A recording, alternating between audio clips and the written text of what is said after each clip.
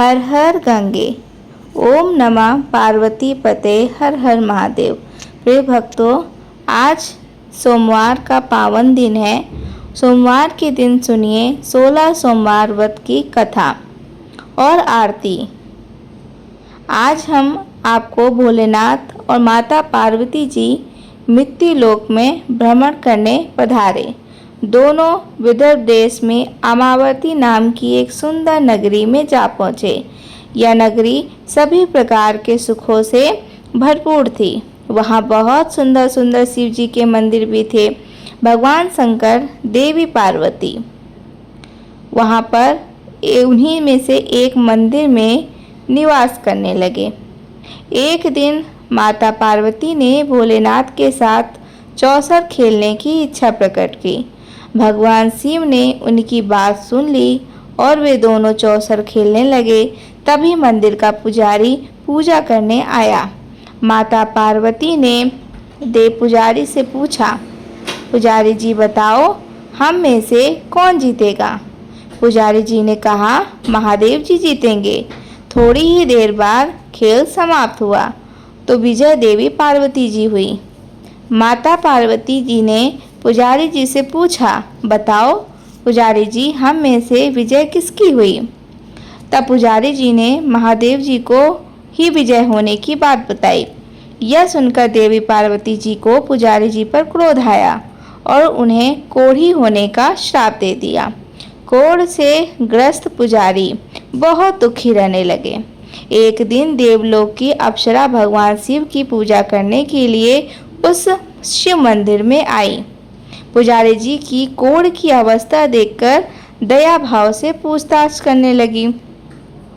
तब पुजारी जी ने सारी बात अप्सराओं को बता दी। उनमें से एक अप्सरा बोली, आप सभी व्रतों में से श्रेष्ठ सोमवार के व्रत करो, इससे शिव जी प्रसन्न होंगे और वे तुम्हें कष्ट अवश्य दूर करेंगे। पुजारी जी ने इस व्रत की विधि पूछी। तब अप्सराओं ने बताया, सोमवार के दिन व्रत रखो, स्वच्छ वस्त्र धारण करो, संध्या और उपासना के बाद आधा किलो गेहूं का आटा लेकर इसके 3 भाग करो। घी, गुड़, दीप, नवेद, पुंगी फल, बेलपत्र, जनेऊ, चोड़ा, चंदन, अक्षत, पुष्प आदि से प्रदोष काल में भगवान शिव का पूजन करो। 3 भागों में से 1 भाग शिव जी को चढ़ाओ, बाकी 2 शिव जी के प्रसाद के रूप में उपस्थित जन को बांट दो। खुद भी प्रसाद खाओ। इस तरह 16 सोमवार व्रत करो। 7वें सोमवार को पाव भर की पवित्र आटे की बाटी बनाओ, उसमें घी और गुड़ मिलाकर चूरमा बनाओ। शिव जी को भोग लगाकर उपस्थित भक्तों में बांट दो। बाद में परिवार सहित प्रसाद ग्रहण करो तो इससे सभी मनोरथ पूर्ण हो जाते हैं। यह बात बताकर अप्सराएं चली गईं।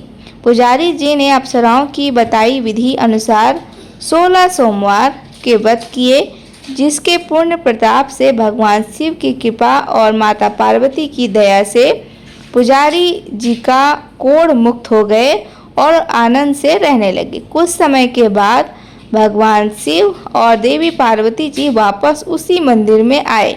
देवी पार्वती ने पुजारी जी को निरोगी देखकर कारण पूछा तो पुजारी जी ने 16 सोमवार व्रत की महिमा बताई। फिर खुद भी 16 सोमवार व्रत रखने के लिए तैयार हो गई और इस व्रत को करने से उनके रूठे हुए पुत्र कार्तिकेय जी देवी पार्वती जी के आज्ञाकारी हो गए। कार्तिकेय जी ने जब माता से पूछा, माता आपने ऐसा क्या किया जिससे मेरे हृदय परिवर्तन हो गया? तब देवी पार्वती ने 16 सोमवार की कथा उन्हें सुना दी।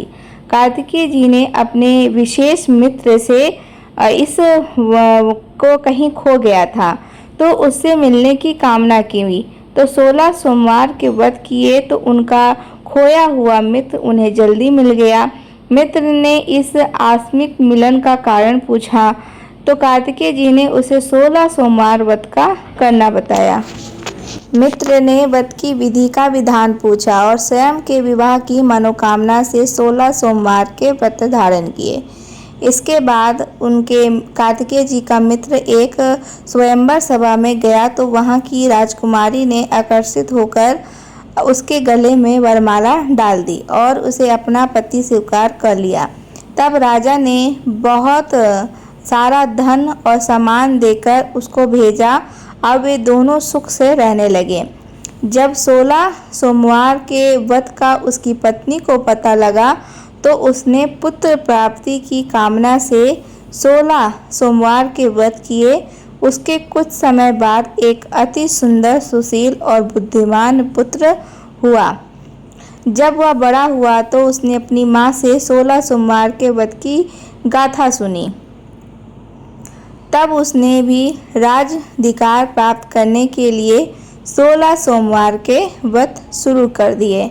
राजा को अपनी कन्या के लिए योग पुरुष की खोज थी। राजा ने अपनी कन्या का विवाह उस राजकुमार के साथ पुरुष से कर दिया। राजा के कोई पुत्र नहीं था तो उसने अपने दामाद की योग्यता देखकर उसे राजा बना दिया। राजा बनने के बाद भी वह 16 सोमवार के व्रत करता रहा। 7वां सोमवार आने पर उसने अपनी पत्नी से शिव जी की पूजा के लिए मंदिर चलने को कहा। मंदिर उसने दासियों से कहकर पूजा की सामग्री तो भिजवा दी, लेकिन खुद नहीं गया। अब इधर राजा ने शिव जी की पूजा समाप्त की तो आकाशवाणी हुई, राजा अपनी रानी राजमहल से निकाल दे, नहीं तो सर्वनाश हो जाएगा। राजा दरबार में आकर सभासदों से विचार विमर्श किया और सर्वनाश के भय से रानी को राजमहल से निकाल दिया। अपने दुर्भाग्य को कोसती हुई रानी नगर से बाहर चली गई। दुखी मन से चलते हुए वह एक गांव में जा पहुंची। वहां पर एक बूढ़ी माई थी जो सूत बेचा करती थी। बूढ़ी माई ने दया करके रानी को अपने साधु सूत्र बेचने के लिए रख लिया। जब से रानी को साथ रखा, बूढ़ी माई का तो सूत बिकना ही बंद हो गया। बूढ़ी माई ने रानी से वहां से जाने को कह दिया। अब रानी एक तेली के यहाँ काम करने मांगने गई। उसी समय तेली के मटके चटक गए और सारा तेल बह गया। तेली ने भी उसे वहां से भगा दिया।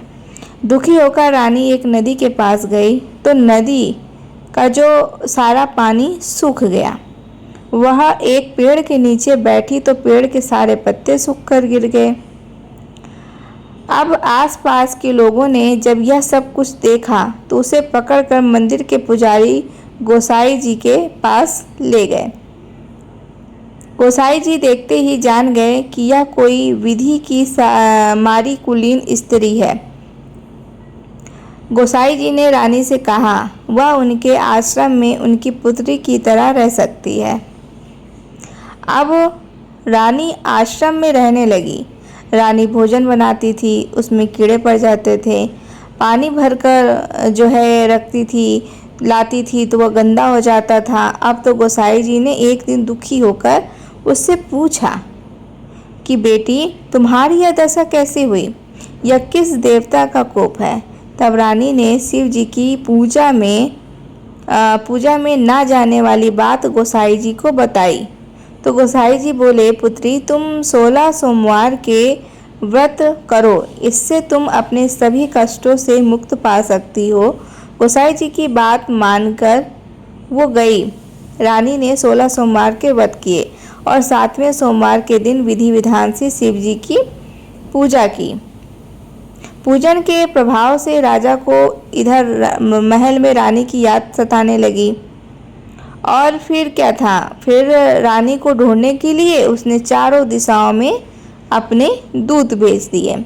रानी की खोज में घूमते घूमते दूत गोसाई जी के आश्रम में भी पहुंच गए। राजा को खबर लगी तो राजा रानी दोनों लोग ले जाने को आश्रम पहुंच गया। गोसाई जी से बोला, यह मेरी पत्नी है। शिव जी के क्रोध के कारण मैंने इसे महल से निकाल दिया था। अब जब शिव जी का प्रकोप शांत हो चुका है तो इसे मेरे साथ जाने की आज्ञा दीजिए। गोसाई जी ने रानी को साथ जाने की आज्ञा दी। रानी बहुत प्रसन्न हुई। राजा और रानी के आने की खुशी में नगरवासियों ने खूब सजावट की, मंगल गीत गाए, पंडितों ने मंत्र आदि गाकर स्वागत किया। इस तरह से राजा धूमधाम से रानी को महल में प्रवेश हुआ। राजा ने ब्राह्मणों को दान आदि दिए, याचकों को धन धान्य दिए, जगह जगह भूखे लोगों को भोजन खिलाने के लिए भंडारे किए। राजा रानी 16 सोमवार के व्रत करते हुए शिव जी का विधि विधान से पूजन करते रहे। सुखपूर्वक लंबे समय तक जीवन बिताने के बाद शिवलोक को पधार गए। इस प्रकार जो भी मनुष्य मन, वचन और कर्म से भक्ति भाव से 16 सोमवार के व्रत और पूजन की विधि विधान से करता है, कथा का पाठ करता है, वह सभी सुखों को प्राप्त करके अंत में शिवलोक को जाता है। यह व्रत सभी मनोरथ पूर्ण करने वाला है। एक बार किसी नगर में एक साहूकार था। उसके घर में धन की कोई कमी नहीं थी, लेकिन कोई संतान न होने के कारण वो बहुत दुखी रहता था। संतान प्राप्ति के लिए वह हर सोमवार को व्रत रखता और पूरी श्रद्धा के साथ शिव मंदिर जाकर भगवान शिव और माता पार्वती की पूजा करता था। उसकी भक्ति देखकर एक दिन माँ पार्वती प्रसन्न होकर भगवान शिव से साहूकार की दुखी का मनोकामना पूर्ण करने का निवेदन करती हैं। पार्वती जी के आग्रह पर भगवान शिव ने कहा कि पार्वती देवी, इस संसार में हर प्राणी को उसके कर्मों का फल मिलता है और जिसके भाग्य में जो होता है उसे भोगना ही पड़ता है। लेकिन पार्वती जी ने साहूकार की भक्ति देखकर उसकी मनोकामना पूर्ण करने की इच्छा व्यक्त की। माता पार्वती के आज्ञा पर भगवान शिव ने साहूकार को पुत्र प्राप्ति का वरदान तो दिया, लेकिन उन्होंने बताया कि यह बालक केवल 12 वर्ष तक ही जीवित रहेगा। माता पार्वती और भगवान शिव की इस संवाद को सुनकर साहूकार सुन रहा था, इसलिए उसे ना तो उस बात की खुशी हुई, ना ही कोई दुख हुआ, बल्कि वह पहले की तरह ही शिव जी की पूजा करता रहा। कुछ समय के बाद साहूकार की पत्नी ने एक पुत्र को जन्म दिया। जब वह बालक 11 वर्ष का हुआ तो उसे पढ़ने के लिए काशी भेज दिया। साहूकार ने पुत्र के मामा को बुलाकर उसे बहुत सारा धन देते हुए कहा कि आप तुम बालक को काशी विद्या पढ़ने के लिए ले जाओ। तुम लोग रास्ते में यज्ञ कराते जाना और ब्राह्मणों को भोजन दक्षिणा देते हुए जाना। दोनों मामा भांजे इसी तरह यज्ञ करते हुए और ब्राह्मणों को दान दक्षिणा देते काशी नगरी निकल पड़े। इस दौरान रात में एक नगर पड़ा, जहां नगर के राजा की कन्या का विवाह हो रहा था। लेकिन जिस राजकुमार से उसका विवाह होने वाला था वह एक आंख से कान्हा था।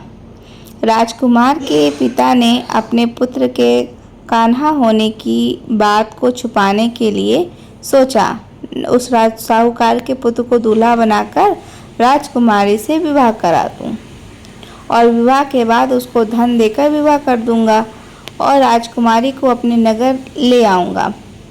लड़के को दूल्हे के वस्त्र पहन राजकुमारी से विवाह करा दिया गया। अब साहूकार का जो पुत्र ईमानदार था उसे यह बात सही नहीं लगी, इसलिए उसने अवसर पाकर राजकुमारी के दुपट्टे पर लिख दिया कि तुम्हारा विवाह तो मेरे साथ हुआ है, लेकिन जिस राजकुमार के साथ तुम्हें भेजा जाएगा वह एक आंख से काना है। मैं तो काशी विद्या पढ़ने जा रहा हूँ। जब राजकुमारी ने चुन्नी पर लिखी बातें पढ़ी तो उसने अपने माता पिता को यह सब बात बताई। राजा ने अपने पुत्री को विदा नहीं किया, फिर बारात वापस चली गई। दूसरी ओर साहूकार का पुत्र और उसका मामा काशी पहुँचे और वहाँ जाकर उन्होंने यज्ञ किया। जिस दिन साहूकार का पुत्र 12 वर्ष का हुआ उस दिन भी यज्ञ का आयोजन था। लड़के ने अपने मामा से कहा कि मेरी तबीयत कुछ ठीक नहीं है। मामा ने कहा तुम अंदर जाकर आराम करो। भगवान शिव के वरदान अनुसार कुछ ही देर में उस बालक के प्राण निकल गए। मित्र भांजे को देखकर उसकी मामा ने विलाप करना शुरू कर दिया। संयोगवश उसी समय भगवान शिव और माता पार्वती उधर से जा रहे थे। पार्वती जी ने भोलेनाथ से कहा, स्वामी मुझे इसके रोने का स्वर सहन नहीं हो रहा। आप कृपया इस व्यक्ति के कष्ट को अवश्य दूर कीजिए। जब भगवान शिव मित्र बालक के समीप गए तो वे बोले, यह उसी साहूकार का पुत्र है जिसकी आयु केवल 12 वर्ष का ही वरदान था। अब आज इसकी आयु पूरी हो चुकी है। और लेकिन मित्र भाव से विभोर माता पार्वती जी कहने लगी, महादेव आप इस बालक को और आयु दे दीजिए, नहीं तो इसके वियोग में इसके माता पिता भी तड़प तड़प कर मर जाएंगे। माता पार्वती ने पुनः आग्रह पर भगवान शिव ने उस लड़के को जीवित होने का वरदान दिया। उसके बाद शिव जी की कृपा से वह लड़का जीवित हो गया।